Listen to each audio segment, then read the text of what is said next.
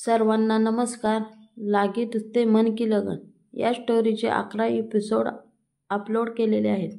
ते ऐकण्यासाठी आपल्या चॅनलला भेट द्या आणि चॅनलला लाईक, शेअर, सबस्क्राईब करा. न बोललेल्या भावना. तिच्या आवाजात सुरांचा थंड कारवा होता, जणू गंधाराच्या स्वरावरून ओघळतं पाणी, ज्यात तडका नाही पण स्पर्श झाल्यावर काळीज हलकं होतं.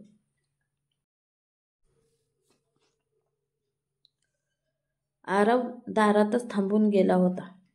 त्याच्यासमोर उभी नैना. केस हलके ओलसर, चेहरा तितकाच शांत, पण डोळ्यात एक चिरंतन विचार, जो तिला हल्ली रोज सतावत होता.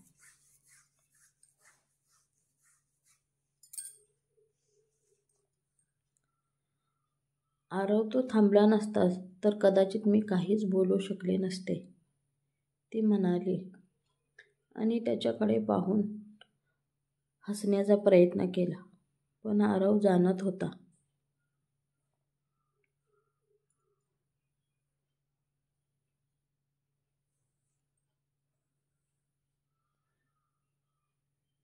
ते हसू नव्हतंच. माझ्याशी बोलतोस म्हणजे अजून काहीतरी उरलंय आपल्यात, तो विचारत होता. पण त्याच्या स्वरात हक्क नव्हता. एक असुरक्षित तडफड होती.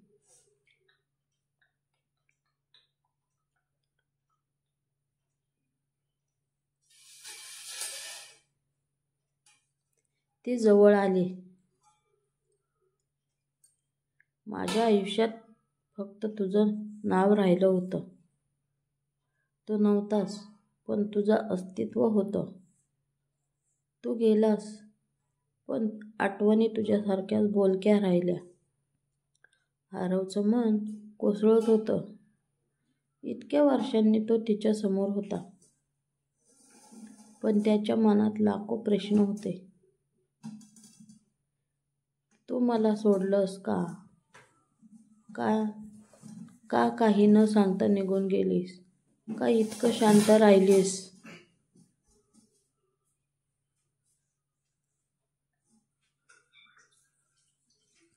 पण नैना काहीतरी शोधत होती त्याच्या डोळ्यात. विश्वास किंवा कदाचित माफी.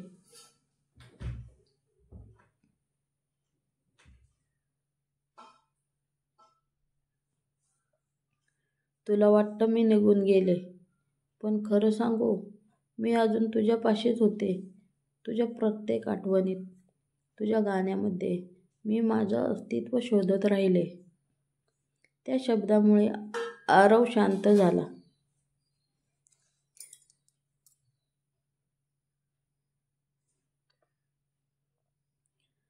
तो तिच्या डोळ्यात पाहत राहिला. नैना, का रे? इतक्या वर्षाने परत आलीस आणि आता सांगतेस की राहिले होते तुझ्यापाशी.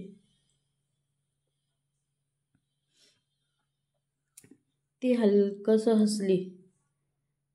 कधी कधी वेळच चुकीची असते. दोन मनं जुळलेली असतात, पण वेळ त्यांना फोडून टाकते.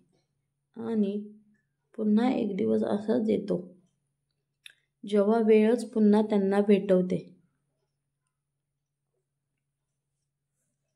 ते दोघे ओसरीवर बसले, न बोलता. त्यांच्यात एक अव्यक्त शांतता होती, जिथे शब्दांची गरजच नव्हती. फक्त मिठीत घेतल्यावर होणाऱ्या थरथरीचा एक स्पर्श होता. तर माफ केलंस का, या प्रश्नाचं उत्तर देत होता.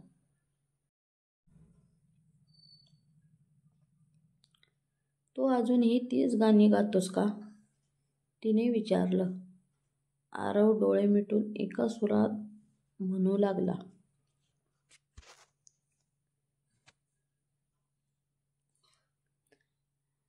लागे तुझसे मन की लगन, बस गई है इस दिल में सनम. तिच्या डोळ्यातून पाण्याचा एक थेंब अलगद गालावरून ओघळला.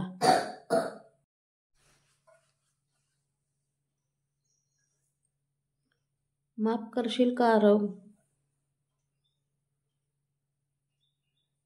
तू गेलीसच का? माफी कसली?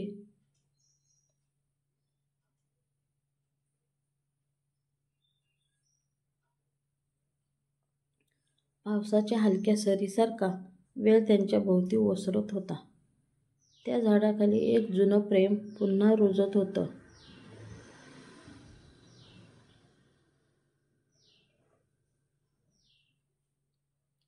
नयनाने आरवचा हात तिच्या हळूच हातात घेतला. ही मिठी संपणार नाही आता. वचन दे.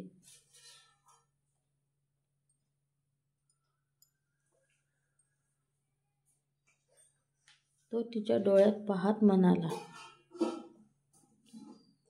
7 जन्मच नव्हे तर प्रत्येक श्वासात फक्त तू.